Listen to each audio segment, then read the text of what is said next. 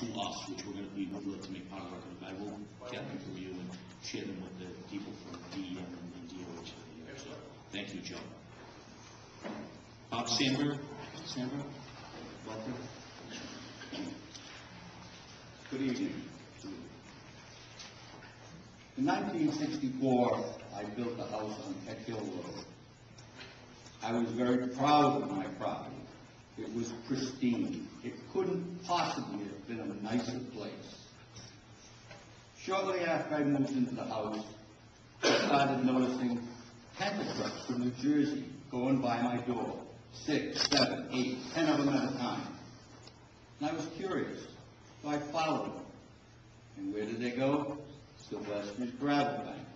They were just dumping it in the pit from what I could see. Of course, I couldn't get close or I probably would have got killed. This has been going along just like that for a long time.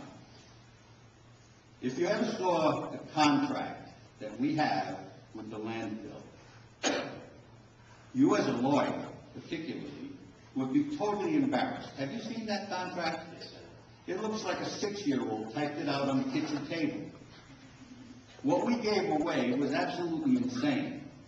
I certainly hope that you can do something about getting that contract rescinded and a proper contract made for the people of Johnston.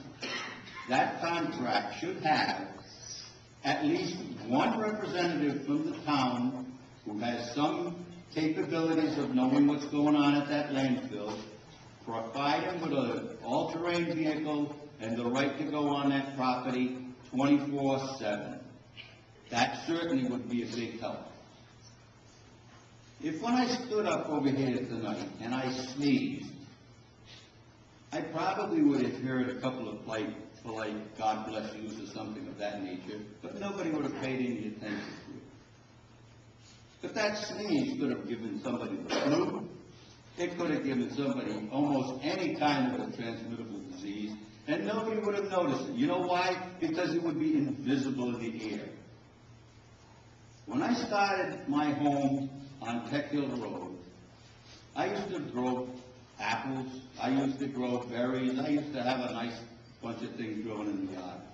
And there was no problem at all to keep them growing. Now, when I go out to work in my garden, I have to spray 5 times as much fungicide on, and I still don't get good produce. I have to get on my roof 2 or 3 times a year and spray it down with bleach and fungicide, and I still get those little green things growing all over the place. When I look at the concrete around my house, I've got green concrete. Now, I've got a business up in Burrville. When I look at the trees in Burrville, they don't have green stuff all over them. The cement is white. The roofs are clean. Don't tell me that that stuff in the air is only just a minor little gas that can't really hurt you. Because if somebody says that, they definitely don't know what the hell they're talking about. They're not attending to the meeting.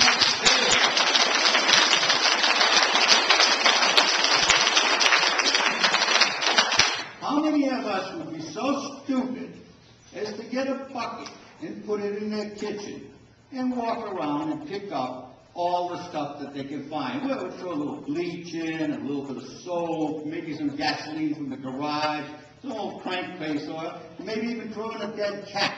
That's what we're doing in that hole up on the hill. And it's got to stop. It's loaded with poison. Unbelievable poison. You know, they go around, the botanists go around, and they look at all of these trees and the little plants and everything, and they find that, well, you get quinine out of this one, you get something else out of that one, and you get something else over here. That wasn't done by a chemist going over and building these things into these plants. That was nature. And nature did it just by accident. And some things got mixed up together, and that's what you got. I suggest that at that landfill, with the mixture of things that are being dumped up there, you could have any possible chemical in the world, and thousands upon thousands of them we've never even heard of or seen before. It's just totally unreasonable. The people at the landfill are the most incompetent people in the world, as near as I can make out, and I'm only guessing. Now, I've been around this landfill stuff all through the time that we had the other landfill committee that Missouri killed. And we had quieted down the odor quite a bit. Now, I've been in the machine shop business and had my own business since 1971, so I do know machinery. I do know how things are done mechanically. Anybody telling me that a gas well will flood with water and you can't stop it is either a damn fool or a damn good liar.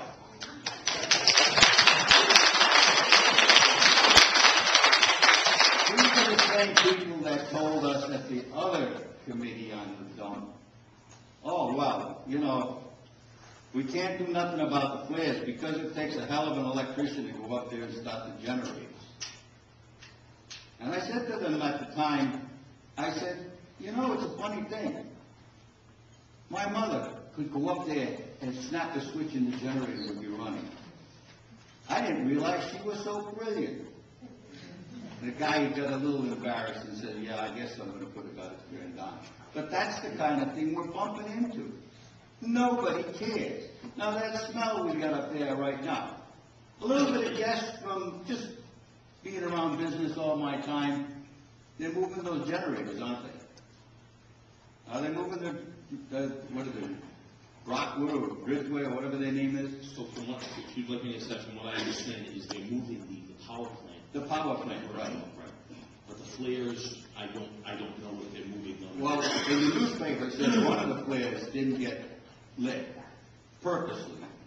And don't you think, to save a little bit of money, that the easiest way to move those power plants would be just to cut the pipes off and walk away from it and move the plant and not bother to pipe them up, flare them up, and take care of the people in Johnston? I think that's what's happening.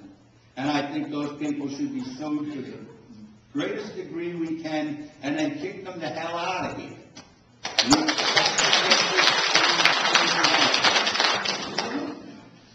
Now, Mr. McCauley mentioned an incinerator. The incinerators that we were talking about 30 years ago, yeah, no question about it, they'd light them up and there'd be ashes falling on top of houses and it'd be a mess. That does not happen today. Any intelligent person reading on the paperwork on incinerators, go online, check them out. They are fantastic items.